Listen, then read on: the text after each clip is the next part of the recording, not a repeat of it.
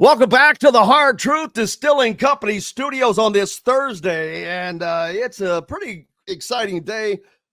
Great for a friend of the show, Pat Knight, joins us now, the head coach at Marian University. Also, Chris Denari from the Pacers joining us, says they had a great win last night. Pat hoping he can shock the world and come into Simon Scott Assembly Hall tomorrow night and get a win. But Pat, first of all, thank you so much. Great to see you. Haven't seen you since Indiana played Kansas or. Played Arizona out in Vegas with you and Dean last year. So how are you? Thank you again, brother. No, everything's good. Been kind of a whirlwind, the last six months getting the program together. But no, everything's good. Had to move from Las Vegas on top of that. But everything I think is pretty much settled, and we open up officially on the 4th. So everything's good now. Marion, Las Vegas, it's all the same, right? Oh, yeah. Great casinos in Indianapolis. There's no difference. The weather, is the same. Everything's just the same as Las Vegas. What's the poster behind you? It looks awesome. It looks like a movie poster. Oh, it's Junior Bonner and Steve McQueen. Oh, man. Yeah, that's my favorite movie. No kidding. Yeah. Man, yeah, absolutely. It reminds me of one of the old good ones like HUD or some of the other great ones, man. That you don't, Chris. We're people like me and Pat. We're dumb when we're younger. We don't know how to appreciate that kind of stuff, or at least I didn't until I get older. Now I'm like, oh my God, how did I miss out on all these great movies and whatnot? But yeah, that's incredible. Chris Denari with us from the Pacers, and I know you guys get to see each other occasionally as well, Chris. Yeah, I mean, think about it. Pat worked for the Pacers as a scout for the last number of years, so I know he will, and he watches these games intently, Pat, because if you think about it, when you're out in Vegas, out on the West Coast, somebody like Benedict Mathurin, who went for 30 points and 11 rebounds last night, I mean, you're very dialed in on what a lot of these young Pacers have done, aren't you? Yeah, because fortunately, what was it, 10 years, involved helping with the roster and watching these guys. And, people don't understand with the scouts, we probably see 3 to 5 games a week on top of all the film we have to watch. And so it's kind of nice watching these guys because I'd either seen them in person or studied on tape. And so I have kind of like you said, a vested interest in the team right now because, I just left a few months ago. And so it's really fun kind of watching these guys gel together, and because I know all about them. I know stuff that people don't know just from all the intel we'd have to get. And actually, I got some of the intel books still on my shelf, just, to help kind of with our recruiting and everything, how to get information. But, yeah, so I kind of know this roster pretty good right now with the Pacers. And spending as much time as you have being a scout, and that's a completely different thing from coaching, but what a great piece to add to the knowledge for a coach. I mean, not many coaches get to add 10 years of pro scouting to their resume and to their book of what they can use in in-game coaching. How much has that helped you? Well, first, most of them are smart. If they do get to 10 years, they stay in the scouting. They don't get back into the coaching. But really, it's just, I'm kind of talking this over with my assistants, just the intel. I think we get too carried away when we're coaching. You see a kid at an AU event or a high school game, just have a great game. Oh, we need it. There's a lot that goes into it, especially in the NBA. I learned with us being in a small market, you have to find the right fit. And, I think that's the problem now with the transfer portal. A lot of these kids aren't a good fit. You still see it in the NBA. Some kids get drafted by the wrong team. But to me, is just learning about how to gather the information, the intel, paying attention to the things off the court more. And I've tried to express that to my staff when we do recruiting. When it was really nice when Carlisle took over. He sat down with all the scouts, and we were able to pepper them with questions like, what do you want? And so I've kind of done that with my staff. Like, this is what I want in a player. If they don't have it, don't mess with them. And that's kind of what happened with us with the Pacers. There's some attributes that Carlisle wanted. And if the guys didn't have it, we would not, really look at drafting them or bring them in as free agents. And so I think I've learned just to be more selective, make sure the player fits what I want, fits my system. And so, yeah, I can't, the 10 years I got with them have just been vital just for me as a recruiting standpoint and putting a team together. Chris, that sounds like the Pacers are like right now. They've got a lot of good pieces that are seemingly the right fit for what they're trying to get done. Especially last night, they get a big win in overtime over the Celtics. Yeah, they made it a little bit more interesting than it needed to be. They were pretty dominant against the best team in the NBA last night for the better part of 3.5 quarters. But Boston's a champion. They've been in the Eastern Conference Finals 6 of the last 8 years.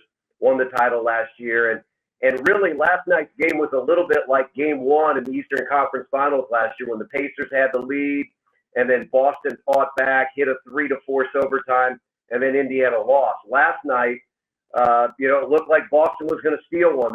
They trailed by 24 in the second half. They trailed by 21 in the fourth, and then you could just see White and Brown and Tatum and all those guys that are so good. But in the end, I give a lot of credit to the Pacers because the momentum had shifted to Boston going into overtime, and their ability to make some shots. Halliburton hit one to start overtime. Siakam hit the game winner. That was important. I think what's interesting, I don't even know if Pat knows this, but I'm the son of a coach. My dad was my high school coach, but I go all the way back to the 60s and 70s. When my dad was in Oxford, Ohio, and Tate's Locke was the coach in Miami. And, of course, Tate's and his dad, Coach Knight, my dad tells me stories about when they would go to coaching clinics, and Tate's and Coach Knight would be knocking on hotel room doors, and they'd be carrying a film projector. And they would walk in, and they would just watch tape or film all night long. So, it's funny how we're all linked.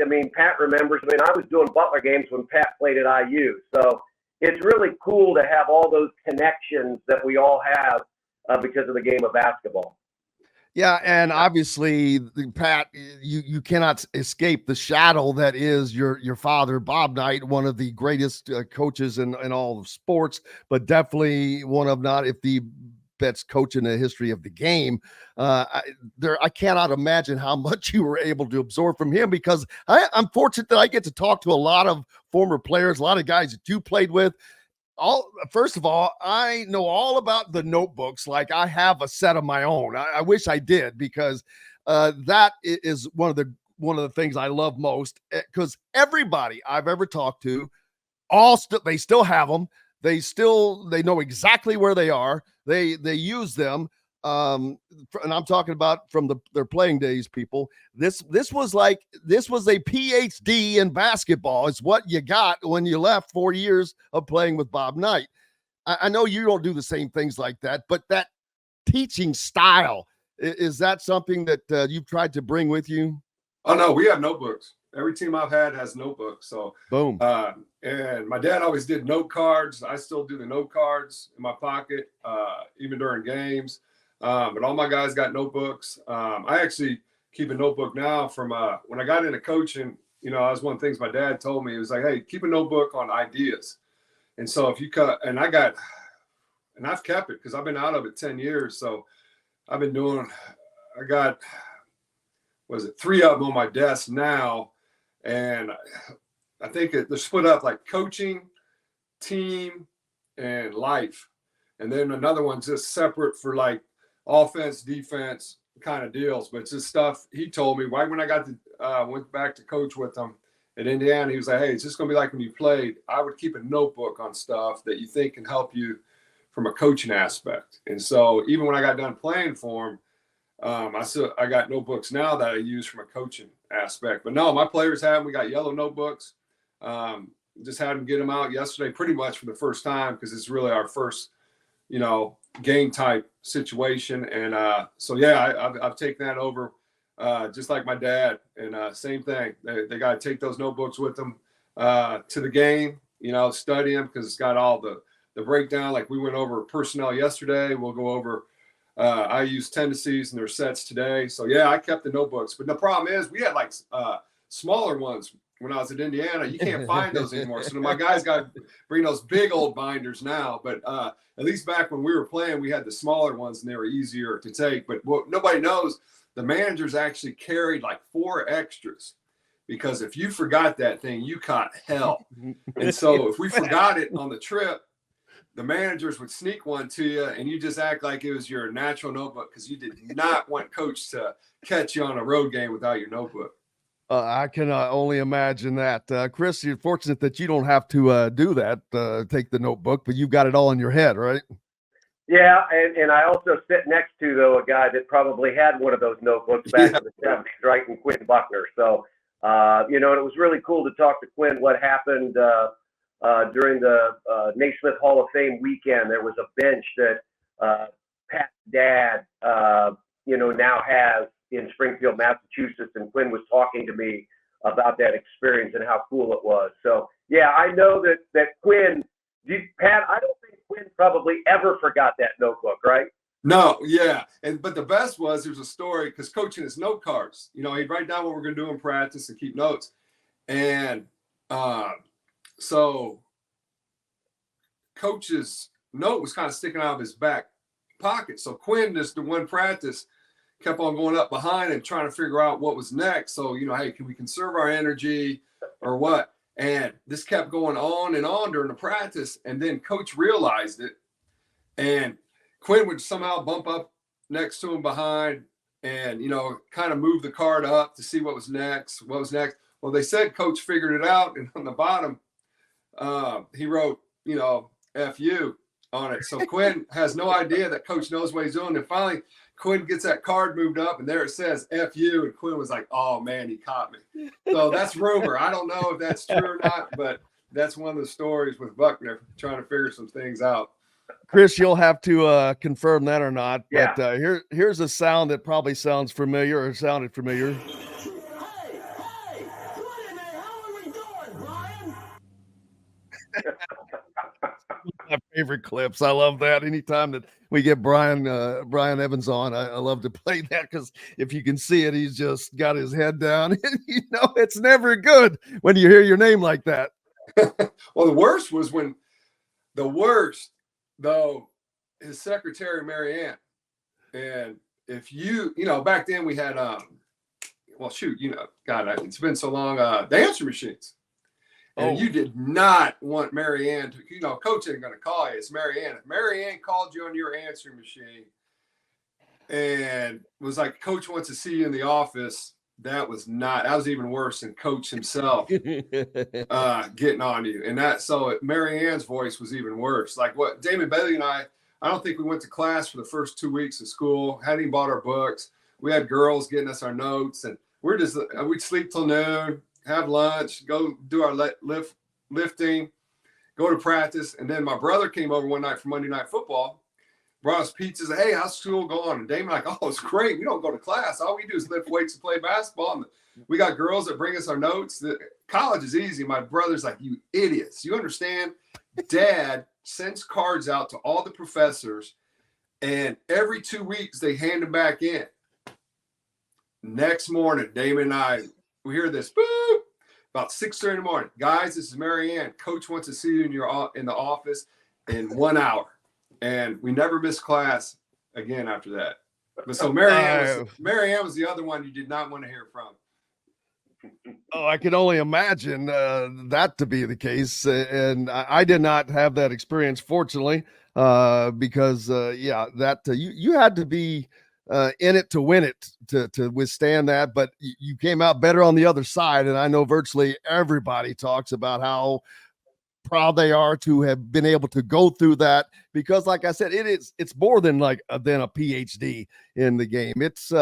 It seems to follow all of these guys, including you, through life in so many ways, and it's been great to see. Yeah, he made life, Quinn and I were talking about it on the plane to Springfield. Coaches made life easier for us, because he was hard on us, but then we learned the work ethic, discipline, and so because the real world's tough, college isn't tough, and so we just appreciate that when we got in the real world, things kind of opened up for us because we were so used to how demanding Coach was. I still haven't come upon anybody that I've worked for that's ever been as demanding. So he actually made the real world easier for us. But the thing is about Coach, I found out he won the model student himself. But I find all this out as I get older from guys like John Havlicek and them. Like Havlicek actually told me that you guys have seen Animal House, haven't you? Yeah. Oh yeah. You remember the scene where Bluto jumps into the garbage bin to get the blueprint from the next exam? Yeah. Yeah. Havlicek tells me a story as I'm older, after I've gone through everything with Coach. Coach gets Havlicek and some of the other players, and he goes dumpster diving like in the science building to find the blueprint for the next exam, just like they did in Animal House. But I find all this out after I've gone through all Coach's stuff, playing for him and being raised by him, that I found out he was a lot like all of us, but he never wanted us to know it. But I found out all the secrets later on as I got older from some of his teammates. That's incredible. Chris, I learned this weekend from College Game Day. Pat, you may not know this. Indiana has a football team now. No, I'm watching them. They've done. I'm kidding. Yeah, I'm yeah. sure it's hard to miss. Talking to Don Fisher and just how fun it's been. Just the atmosphere now. You just don't have it during basketball season. Now they have it during football season. You know, we haven't had anything like that probably when I was in school when Coach Mallory had his run. Yeah, and but I learned that Buzz Kerus was the first quote unquote female football assistant coach. She wasn't really an assistant coach, but Lee Corso hired her to handle a lot of different things for him. But I saw that mentioned this week, and I was like, damn, I didn't know that. I only knew her through your father.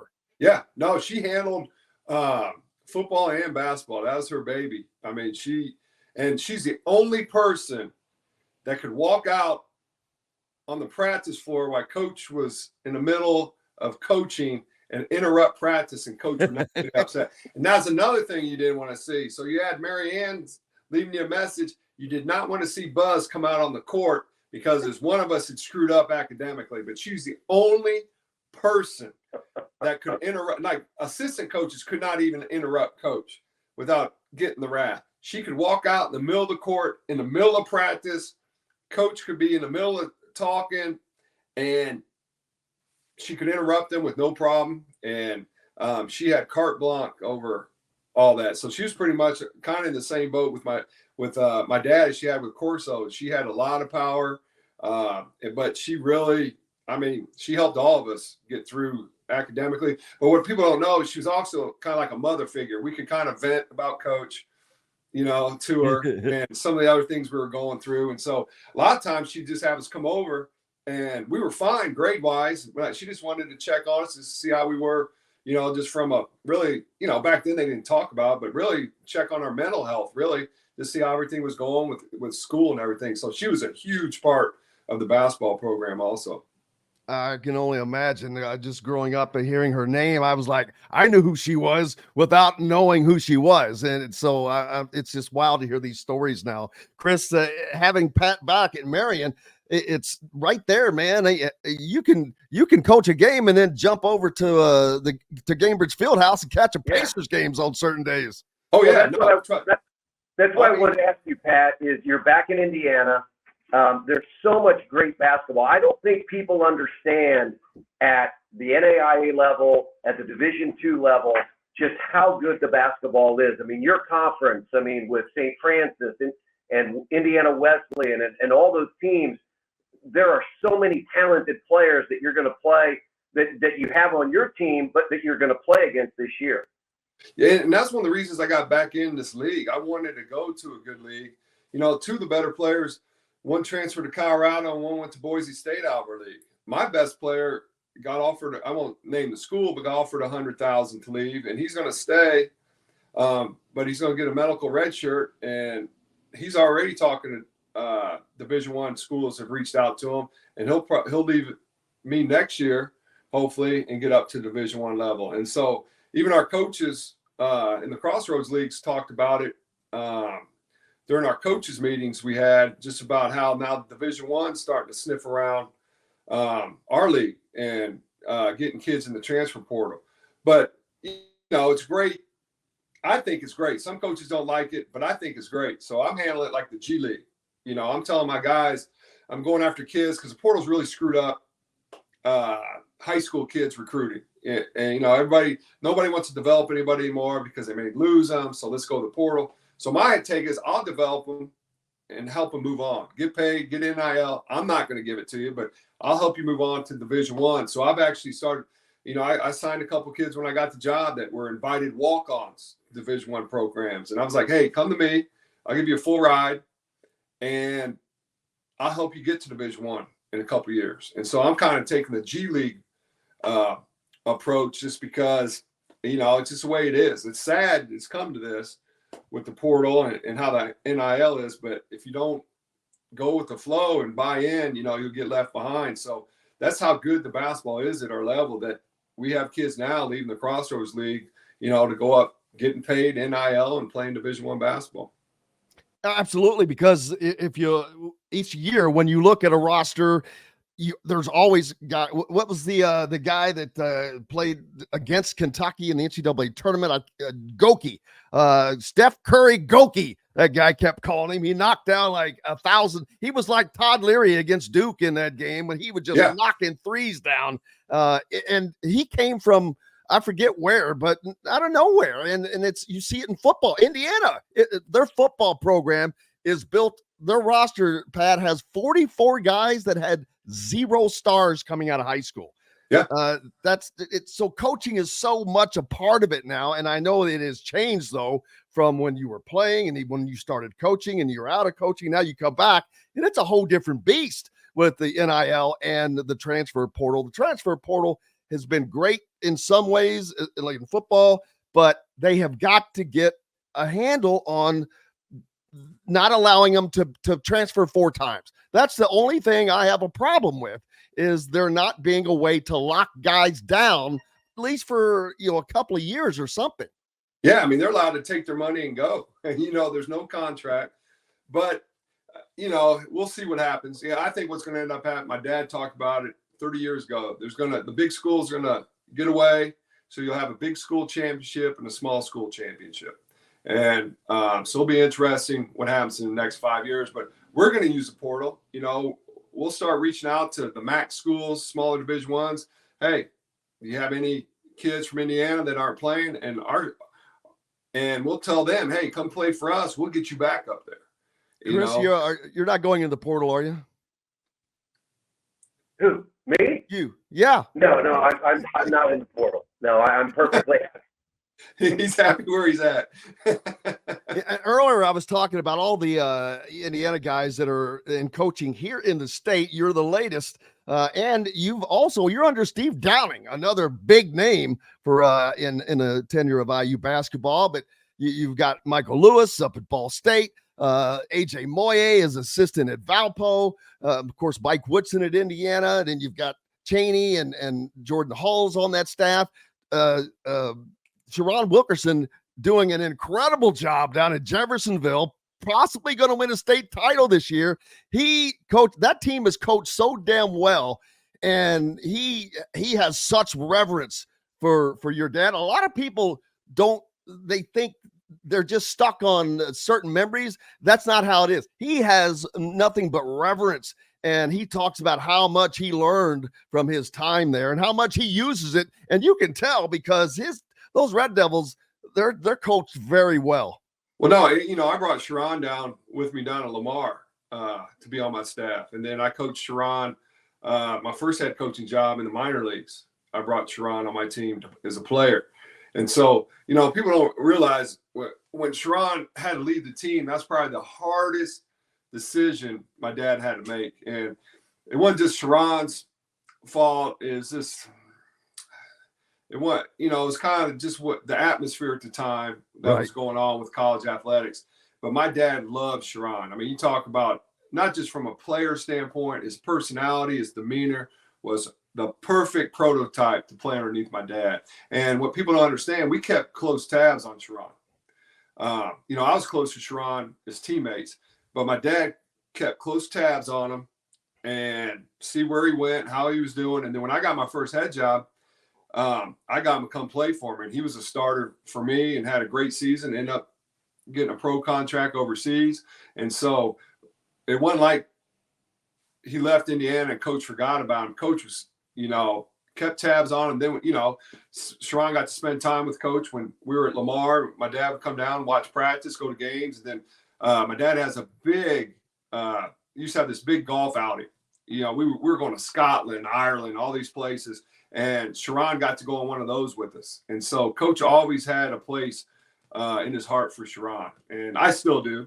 He's still one of my guys, but he's done it doesn't surprise me what he's done at Jeffersonville. And because Sharon's always about discipline and playing hard, because that's the way he was. And it wasn't just he got it from my dad. Sharon already had that in him when he got recruited at IU.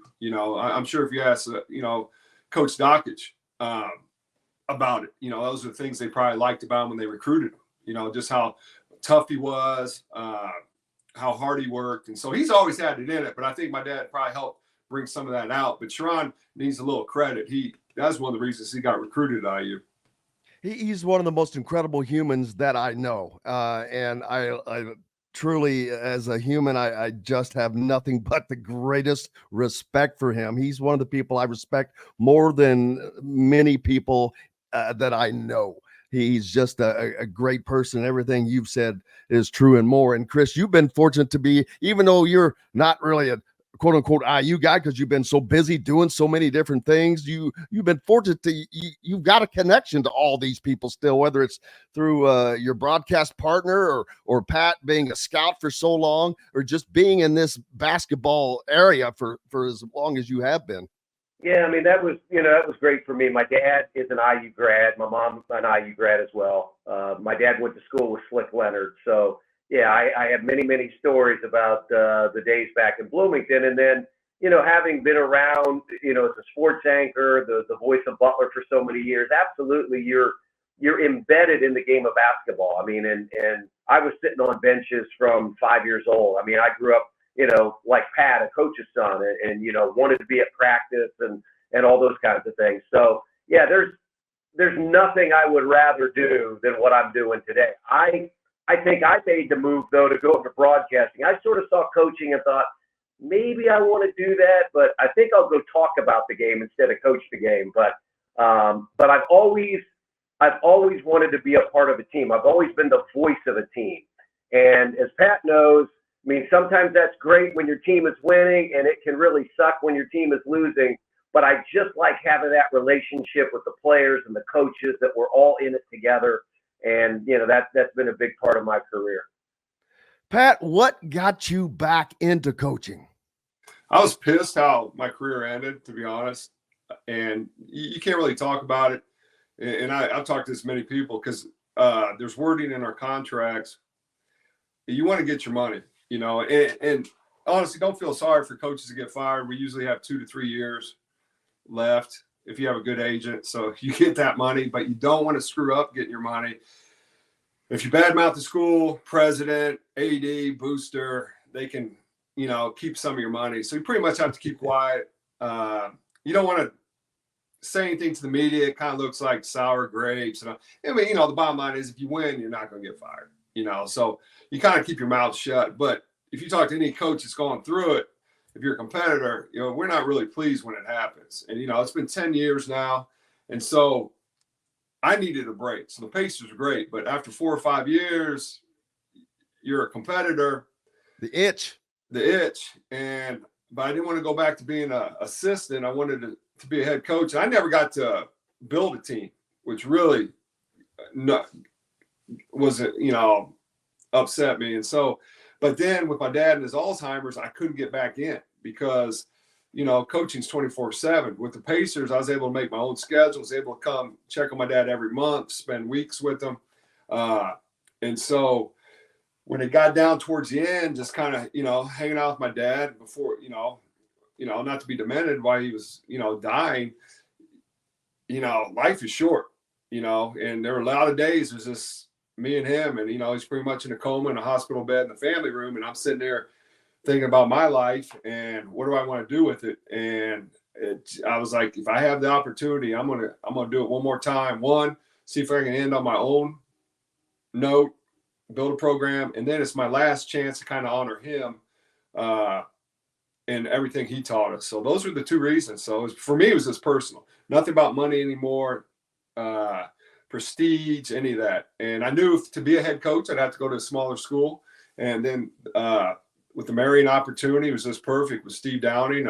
It's in a great league. But I wanted to get back to Indiana where basketball was king. And so it all aligned for me. And so I feel like, I'm probably one of the luckiest guys in the world right now, being able to get back into something I love, back home in a state that I love, and just to be around the game.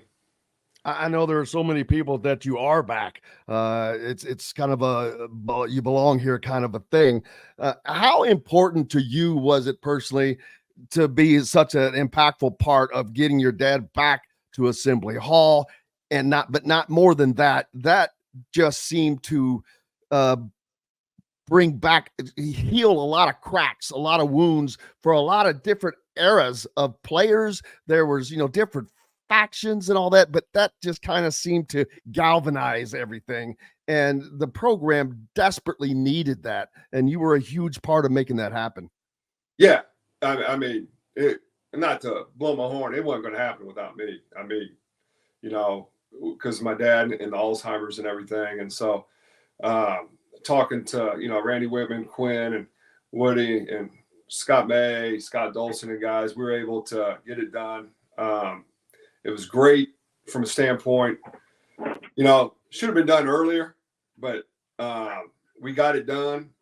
But like you said, I thought it was important for the fans, the ex-players, and then kind of closure for my dad. But also we were on a time limit because Alzheimer's was getting worse. And, eventually, he didn't know who I was. And so we had to get it done while he still remembered people, remembered the situation. And he was on that day. It was one of the best days ever. I mean, something just clicked. But we were good about it. We had everything planned, make sure it was just one or two guys that come up to him at a time so he wouldn't get confused. And then, when we got him out on the court, we led him around, and he was great, always talking to us. Hey, do I need a wave over here? Should I go see, and so he was on that day, but we were there to help and make sure everything got off. And, but he was just in the moment. I mean, he talked to the team before they went out on the court, and it was like, Randy Whitman and I went in there just to help, and Bob Hamill. But he was on. He didn't need any help. It was like something just clicked talking to those players. And so for me as a son, it was great to get him back. And just, it was a great day. I mean, it was like the old coach, and that's what's weird about that disease. Anybody that's dealt with it, you have good and bad days. And we were fortunate, he had a really good day that day. Well, it was a great day for everyone, I think. And again, no more impactful person than you were in making that happen. That just did a lot for the program. Chris, I can't thank you enough. Again, I know you guys got to get going. I cannot thank both of you for your time today. Pat, I look forward to having you back on now that Anytime, you're so close. Man. We can talk Marion basketball all season long. I get Michael on. We talk Cardinal basketball. You gotta represent the state schools, man. No, I appreciate it. I'll come on anytime now that I'm settled. I mean, because you reached out. I mean, you were one of the first guys to reach out to me, but it was such a cluster.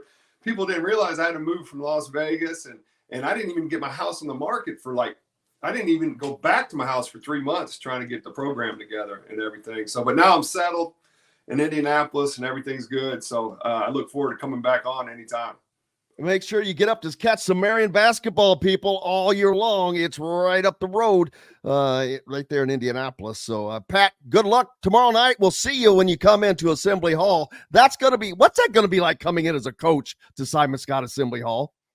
It's going to be exciting, getting back. It's going to suck being on the opposing bench because all I remember on the opposing bench is guys getting their ass whooped. So from that standpoint, I'm not used to that. And I've never been I was in the visitor locker room once. Clem Haskins was recruiting me at Minnesota my senior year, and I actually went over as a recruit. My dad was great. Oh, my goodness. My dad was great. He was like, hey, Coach Haskins, talk to me. He's recruiting you. I have no problem. So I actually spent time time in the visitors' locker room before they played Indiana at Assembly Hall, and but that's the only time. I'm used to being on the other end, so it'll be a little strange, but it's going to be great. Got a lot of friends, family going to the game, but for me, it's for my team. You know, they're not going to play in front of a crowd like that all year. They're not going to see that type of size, and it's going to be great for us because we open up on the 4th. But I hope we can do something to help Indiana. You know, we're going to throw everything we can to make them uncomfortable because I want them to get something out of it because they're also getting ready for their season like us. And I just thank Scott Dolson and Woody for playing us. But it's going to be a great experience for my team tomorrow night. Well, Pat, it's been a great experience for us, brother. I appreciate you so much as always, and good luck. And we'll be talking to you soon. I'll see you tomorrow night. All right. Hey, Chris, I miss you guys. So hey, great to see you. Hey, I know I'll get to a game at some point this year. Great to see you. Great seeing you. And hey, like I always said, it's funny, Jim, my wife will not watch a Pacer game unless I have it with Chris and Quinn. Because, you know, sometimes you get on the visitors. My wife loves Chris and Quinn, and we cannot watch a Pacer game. Because, you know, sometimes you just put it on. It's like, you know, if they're playing the Wizards, it's the Wizards broadcast. Right. So I always kid Chris and Quinn that my wife will not watch a Pacer game without those two. So we'll be listening to you guys all year. All right. Thanks to both of you, Chris. Hopefully the Pacers keep rolling. A big win over the Celtics last night, and we'll see you again next week, guys. All right. Okay, sounds good. Good one. Thanks. Thanks both of you, Pat Knight and Chris Denari, joining me here on Indiana Sports Beat Radio.